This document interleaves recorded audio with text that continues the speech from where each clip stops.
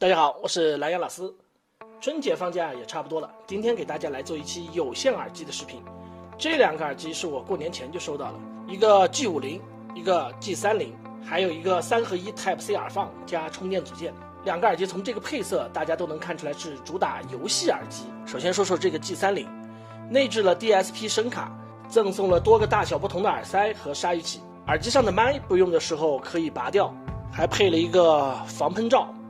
配置呢还是很丰富的，但是拔了以后接电话对方就听不到你的声音了。试用了以后啊，其实这个耳机比较适合用来做游戏或者直播，